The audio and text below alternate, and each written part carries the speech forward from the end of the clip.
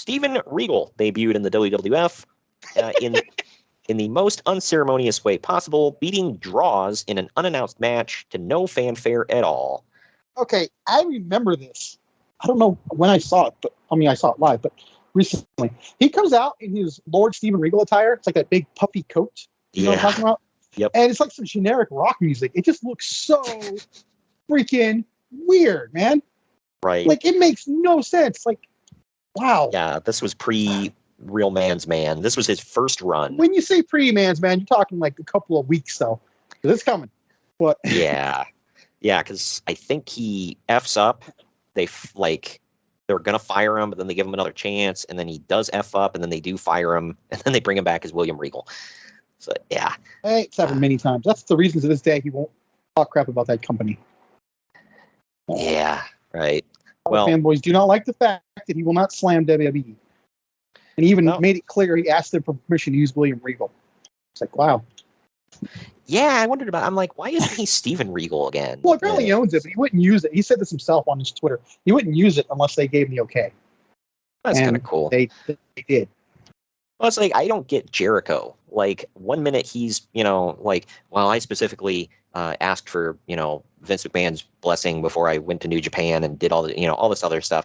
And then he turns around and is like, oh, their creative sucks and this and that and the other thing. And it's like, what the hell, dude? Like, yes, because yours is so far much better. Mr. Wizard. But yeah, I have a Mattel figure of Steven Regal. William Regal is literally the most classiest, no pun intended, classiest dude in the world. Oh, yeah. Well, he's like a role model for what all wrestlers should be later on when they're done. They'd be all miserable. I like how he talks about, like, he's been married to his wife for, like, almost his entire career. And he talks about all the crap she's had to put up with from him. And he's like, she is a saint for sticking in there with me. And it's like, that's pretty cool. Because, yeah, most people would have packed up and taken the F off at that point. But, yeah, he's been very vocal about the crap he's went through. And thank God he's, pulled the nose up. And I think it helps, too. Like, he talks about it because people won't repeat it.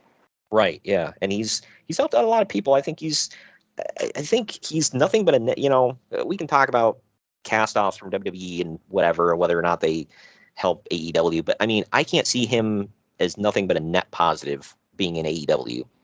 Not saying that they're going to take his advice, but if they do, that would be a positive. Well, him on commentary is already better than most of the stuff they got. Right. I love him and Daniel Bryan together. Bryan Danielson. Right. Yeah, I like the Blackpool Combat Club. I think it's cool.